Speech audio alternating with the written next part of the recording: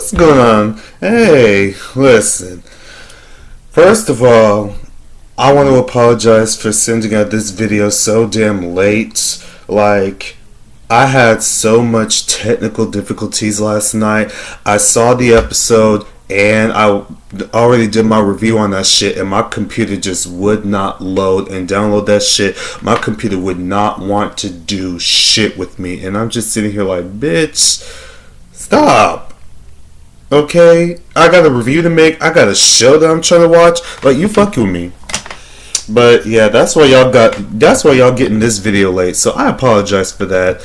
But so I decided that because there weren't enough usage on my YouTube account, since I only do like a video like every Friday, it's like, okay, so what about the other 6 days? So I decided that I just might as well go on ahead and review some other shows or do some other material to keep my channel in constant use.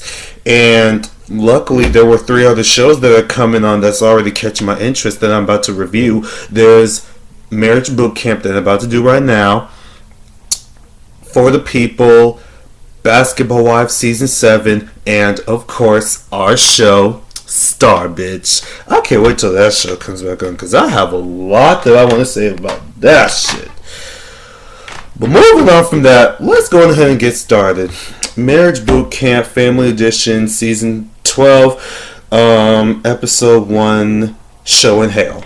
So we start off with Dr. Ish and Dr. V in the house, spying on all the other housemates, just checking them out, arriving from the house, talking about they have no idea what we have in store for them. Yeah, it's going to be something completely different. And I'm just sitting here like, bitch, if y'all don't shut the fuck up, I know y'all just sitting there enjoying all the money that y'all making from these poor suckers. Bitch, please. So, we get through and we're going to introduce all the families. First, we get Renee Graziano and her sisters Lana and Jan. And their issues is mainly just simple, sisters not getting along, lack of communication. I mean, it's understandable since, most siblings, don't usually get along a lot and shit. And hell, I barely get along with my damn siblings and shit like that. But, their situation is a lot deeper than what it is. So it is understandable. Then we have Brandy from Real Housewives of Beverly Hills with her daddy.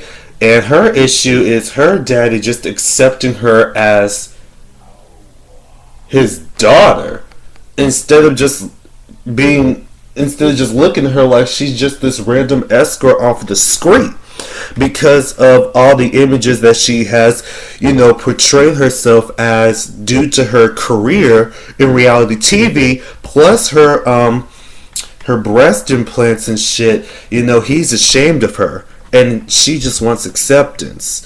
And then we get Amber and her mother and fiance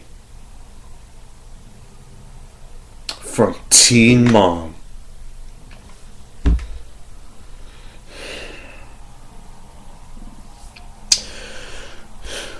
I'm not even gonna waste my time on them. They're just drunks.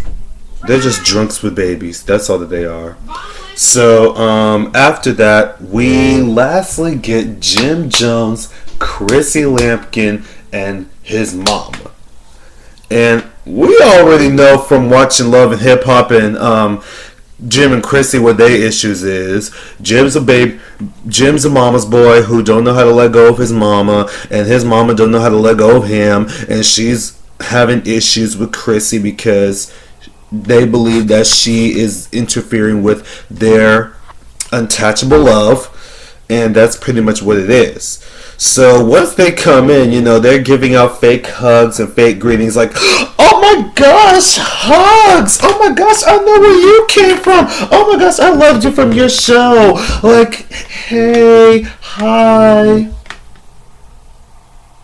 Girl was talking shit about All of them. Everybody was talking shit about each other in the confessionals, especially Renee. Renee had a lot to say about what was about everybody, especially when it came down to Amber when she came to the house. When Amber came into the house and Renee recognized her from her show, and Amber and her fiance Matt recognized her from her show. Renee in the confessional was like, "Fuck, a teen mom." I said, Renee, you ain't shit, but you know what? I agree with you. Because that's exactly how my reaction was when I first saw that bitch in the promos. So once everyone meets up and they all enter the house, everything is all cool, calm, and collected. You know, everybody sits their asses down. And before you know it, before anybody could literally enjoy themselves, Amber is already arguing, getting into a screaming match with Matt over some bullshit about him having babies before they was even, engaged. And I'm just sitting here like, Amber, first of all, shut the fuck up. Second of all, why is that even your concern? And third of all, shut the fuck up. Okay? So, there's that. Everybody was already over it, and Brandy was probably the only one out of everybody in the house that was low-key afraid of Amber. And every single time Amber had a moment in the confessionals, whether it was with her family or by her damn self, she always constantly lets us know that she is scared as fuck. She is afraid for her life. She is afraid of everyone's lives because of Amber. And honestly, I don't blame you, but Brandy, shut up. Because we get it. We've already established that the first time you mentioned it. We do not need to hear it another 6 times. So then Dr. Ish and Dr. V comes in. They calm that crazy bitch down. And they go ahead and explain to the housemates, what they're going to do. And, pretty much what they're going to be establishing throughout the 2 weeks that they're going to be in the house. Okay, so fair enough. They pretty much, they explain to them that, things are not going to be easy and that they establish that each family has issues and they need to take time to understand where those issues lie and that they need to work those things out during the 2 weeks that they're there so that by the end they can make the final decision on whether or not they should be leaving together as a family or going their separate ways. So during their speech, Jim Jones was just over it. He just sat there just playing with his little toy looking thing while he was looking at the sky. I said, bitch, that is so me. Because Jim was over it. He's already been through so many therapy sessions and so many other related therapy sessions and shit like that, and anger management classes, and they pretty much was telling him the exact same thing that the doctors was telling him. Child, he was over it, and I was just like, girl, me too. Girl, me too. I don't blame you. I do not blame you. So then once that got done, a school bell rings, which symbolizes their first assessment. So they all enter a room that's pretty much a kindergarten classroom. And their first exercise is learning. Learning the source of the nature of their issues and then relearning it to understand why it exists. So each family member will find an object inside their desks that symbolizes their issues as a family or as an individual that's connected to their families. So we get Renee and her sisters first. Renee finds a jar with a brain inside of it, which symbolizes that she's closed-minded and that she's unintelligent based from her sister's perspectives. Lana finds a damn what did she find? What did she find again? Oh yeah. Lana finds a damn Pinocchio nose that symbolizes that she lies too damn much. And Jan finds she pretty much finds a bloody knife that shows that she cuts people off, and that she constantly stabs people in the back because she don't really have a lot of loyalty for a bunch of people. Okay, that's cool. Then we have Brandy and her father. Brandy has a fucking portrait of her ex-husband, which symbolizes that she has a hard time letting go of him because of the fact that he cheated on her, and her father is blaming her for the reason why they broke up and shit, which is like, first of all, that doesn't even make any sense, because how are you gonna sit here and blame Brandy for something that her ex-husband did? Like, it wasn't her fault. She did everything that she could to help out the relationship with that man, and he chose not to be faithful. He chose to sleep with other women, so how's that her fault? How's that her fault? And that ties back to his issues of accepting her because of how she carries herself due to her career. So when he gets up, he finds plastic boobs that he has to carry onto his chest, and that symbolizes his disgust against his daughter. And he started making comments and shit about how he feels as if that what she's doing is disgusting, and that it's just all for reality TV, and that they just make people look gross and make them look like hoes and sluts. And a lot of people kind of disagree with that shit. And that was the point when Jim Jones had to come in, and he was like, it's not like that. Most people literally go through reality TV where they have to establish themselves in such a way. There are people who literally work for the shit that they do in reality TV. And that's when Amber's bitch ass disagreed, and she started going off on Jim. And that's when Chrissy stepped in Jim's defense. And that's when Amber... See, this is why I do not like Amber. This is why I do not like Amber, and why I don't give a fuck about them, and why Chrissy Lampkin is me throughout this entire episode. Chrissy is me. And I'm going to tell y'all why. Amber, you and your family are just trash. Everybody from Teen Mom is just trash. That's just my opinion. Unless I'm mistaken, that there might be some castmates on the show that might be on some good shit, that might have common sense and stuff like that. Unless I'm mistaken, that's fine. But other than that, bitch, the whole show's trash. The whole show's trash.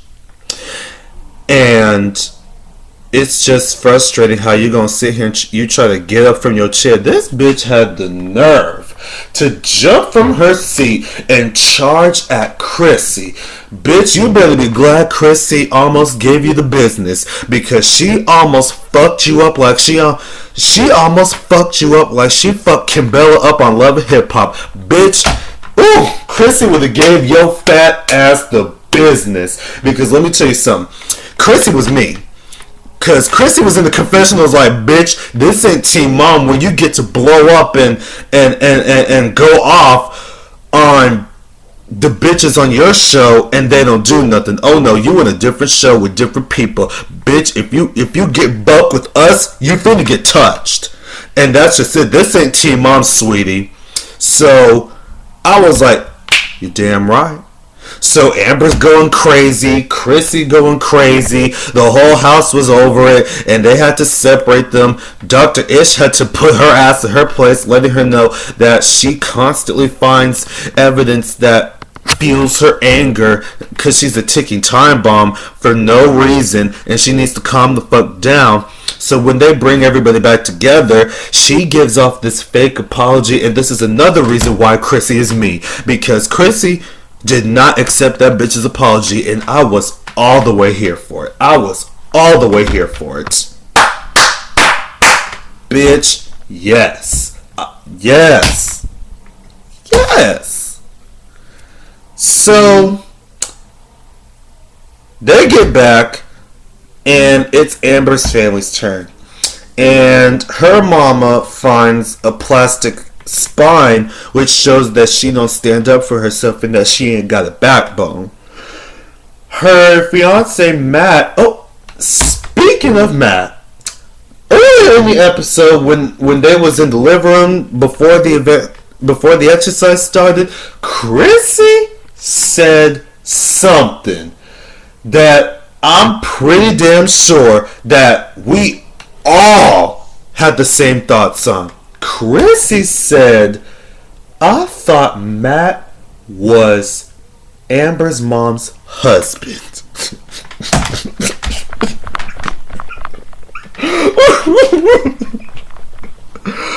Bitch, I said me too! The fuck? Like, oh my gosh. I'm so glad somebody pointed that shit out, because I'm like, I know I was not the only one who low-key thought that Matt was her father. But no, that man was her fiance. I said, bitch. I thought that was, bro, I low-key thought that was in the And Chrissy pointed that shit out. I was so fucking weak. It may not seem like it now, but last night, bitch, I was rolling. I was dead. I was weak. But anywho, getting back to this fuck shit. Matt finds a desk full of worms. Everybody was freaked the fuck out. Bitch, I would have been freaked out too. But the worm symbolizes that he's scum, he's slime, he's a snake, he's untrustworthy, and he's no good for Amber. Like, I give a damn. Like, the whole family is trash, so he kind of fits right in. I mean, hey, if the shoe fits. So then we lastly get Jim Jones and Chrissy in them, and Jim Jones finds a bib that reads "Mama's Boy," which kind of symbolizes his love for his mom and shit, and how he doesn't know how to let her go. And his mama finds a plastic baby with the external cord still attached to it, which shows that she babies her son too damn much. Jim Jones is like this big ass grown bird who still hasn't left the nest. His mama babied him too much, to the point where she doesn't know how to let him go. And he doesn't know how to let her go because he's been babied by her all his life. Especially since that's her only child, she doesn't know how to let him go. And it's a very common trait for most parents. But as a parent, it's your job to raise the child to be an independent adult and a better intellectual as a human being. And then once they're ready, you let them go. You let them spread their wings and fly. And she didn't do that for him.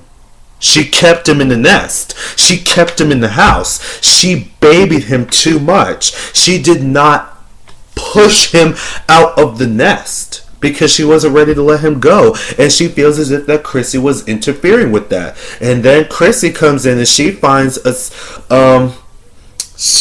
little banner that reads runner-up because she feels as if that she's always going to be the second choice behind his mama because Jim always chooses his mama over Chrissy.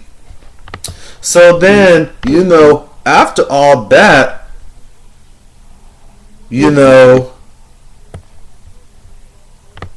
was just a mess. It was just trash. But everybody, most people disagreed and shit like that, and it was what it was. So once the exercise was finished, we get through and we see their custom-made homes, or the custom-made rooms that symbolizes their problems and shit. Jim Jones, Chrissy, and his mama comes in, and they find a giant banner before they could even walk in the room that reads "Mama." And then they get into the room, and it has their beds where the mom has Mom is in the center, and she has a giant king's bed, while Chrissy and Jim have two twin beds that are like right beside, on both sides of the bed. And Mama just wants her own room and shit like that. Amber and them finds a baby filled room where it was just nothing but baby carriages and a bunch of hidden, empty bottles of vodka and beer and open pill bottles on the nightstand and shit. And then we have Renee, Renee and her sisters, who finds their room with a queen size beds and two regular beds and their initials on those beds, and Renee wants the big queen bed, but her sisters don't want to, and Dr. V was like, listen, your obligations is to give Renee what she wants because she feels neglected. And lastly, we have Brandy, who just has multiple pictures of her in the magazines about her breast implants and shit like that. Amber,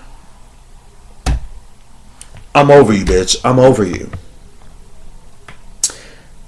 Her room triggers Amber once again, to the point where she ends up getting into a screaming match with Dr. V when she sees a bottle of pills on the nightstand, because she used to be an addict and shit, and she was like, you don't trigger addicts, you don't do this, you know what, I'm leaving, peace. I was like, Amber, goodbye.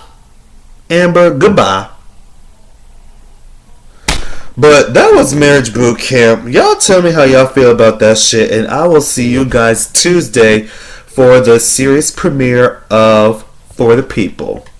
Bye.